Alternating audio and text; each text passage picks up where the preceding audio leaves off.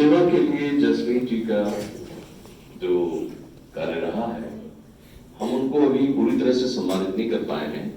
वो अपने कुछ उद्गार व्यक्त करना चाहती हैं, मैं उन्हें आमंत्रित करता हूँ, कृपया मंच पर आएं और अपने उद्गार जो भी उनके समाज के मार्गदर्शन हेतु हो, कृपया वो सूक्ष्म में प्रस्तुत करने की कृपा करें। जैस्मिन जी। सभी को मेरा नमस्कार। मेरा नाम जैस्मिन मलिक है। मैं क्रिश्चियन नहीं हूँ, मैं हिंदू समाज से हूँ। मेरी गौ सेवा की शुरुआत हुई थी 12 सितंबर 2020 से। एक बहुत ही छोटा गौवंश, दूध पीता गौवंश हमारी गली में नाली में गिरा हुआ था। तो जो सुबह में न्यूज़पेपर बेचने के लिए अंकल आते हैं, उन्होंने पापा से कहा कि आप इसको बाहर निकालने में हेल्प कर दीजिए। तो पापा ने हेल्प कर दी। तब से वो बछड़ा हमने अपने पास घर पे ही रख लिया। उसमें मैंने सारी चीजें नोट की कि अगर वो नाराज हो गया तो वो घास ही नहीं खाएगा। तो इस तरीके से मेरा इस तरह से लगाव ज्यादा बढ़ता गया। तो मैंने वो वाली चीज नोट की कि अकेला यही नहीं होगा इस पूरी धरती पर।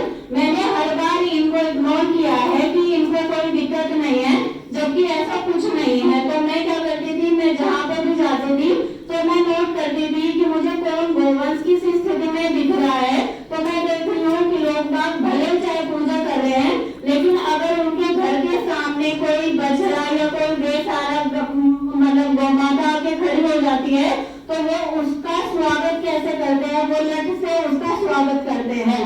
बहुत कम लोग ऐसे हैं जो कि रोटी देते हैं। अगर गौ माता ने या बेचारे दूध पीते बछड़े ने उनके घर के सामने या उनकी दुकान के सामने गोबर कर दिया, बहुत कम ऐसे लोग हैं जो कि बुरा नहीं मानते। नहीं तो इनका स्वागत सिर्फ लट से किया जाता है। हम भले कहते हैं कि गौ माता गौ जो है वो हमारी माता है, लेकिन ऐसा कुछ नहीं है। बहुत कम ऐसे लोग हैं जो कि इनको मानते हैं।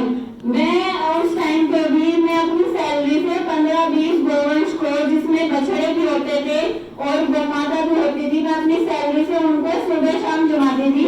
लेकिन मेरे एक के बाद एक करके रात के अंधेरे में गोवंश उठना स्टार्ट हो गए। तो मैंने 9 दिसंबर 2021 से अपनी गौशाला किराए पर स्टार्ट की। मेरे पास इतने पैसे नहीं थे कि मैं 10-20 लाख रुपए की जगह खरीदती, फिर गौशाला के रूप में उसको बनाती, फिर से काम स्टार्ट करती।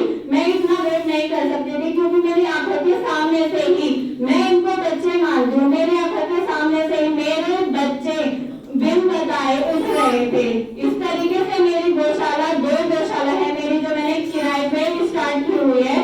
मेरे पास टोटल 22 बछड़े हैं, 5 बेसहारा गौ माता है और 3 बछियां हैं, जिनके लिए मैं आप सभी से अनुरोध करती हूँ, अगर आप में से कोई भी मेरी हेल्प के लिए आगे आना चाहता है, आप मेरी हेल्प किसी भी तरीके से कर सकते हैं। आप घास दे सकते हैं, आप भूसा दे सकते हैं, इनके लिए जैसे दवाई चाहिए होती है, कुछ टॉनिक चाहिए होते हैं, आप किसी भी तरीके से मेरी हेल्प कर सकते हैं। और मैं आपसे निवेदन करती हूँ, अगर आपका समय लग पाए तो आप मेरे गौशाला एक बार आकर देखिए। मेरे हाथ ऐसे हैं, आपने किसी भी लड़की के हाथ ऐसे नहीं देखे होंगे, बल्कि अब ये थोड़े ठीक हो गए हैं, नहीं तो बहुत ज्यादा डैमेज हो चुके थे। मैं फुल टाइम जॉब करती हूँ, मैं अकाउंटेंट हूँ सिद्धांत टैक्स में। मैं अपनी पूरी सैलरी सब पे खर्च करके आ रही हूँ पिछले 2.25 साल से। मैं आप सबसे अनुरोध करती हूँ, मेरी जैनपेटा फैक्ट्री के पास में थोड़ा सा आगे चल के शिव मंदिर पड़ता है नाले पर, उससे लगी हुई गली में अंदर जाना है। फिर जो सीधे हाथ पे गली है, उस गली में मेरी पहली गौशाला है। एक बार आप आकर देखिए। मैं यहाँ से जाने के बाद अपनी गौशाला का काम करती हूँ और जब मैं ऑफिस में आती हूँ उससे पहले गौशाला का काम करती हूँ। मैं रात के 12 बजे तक फ्री होती हूँ अपनी गौशाला का काम करके। Thank you so much.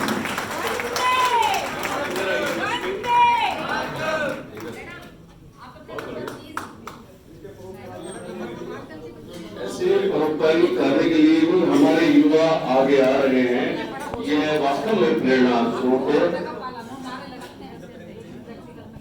कार्यक्रम संयोजक और कार्यक्रम अध्यक्ष महोदय शौक से आपका सम्मान कर रहे हैं।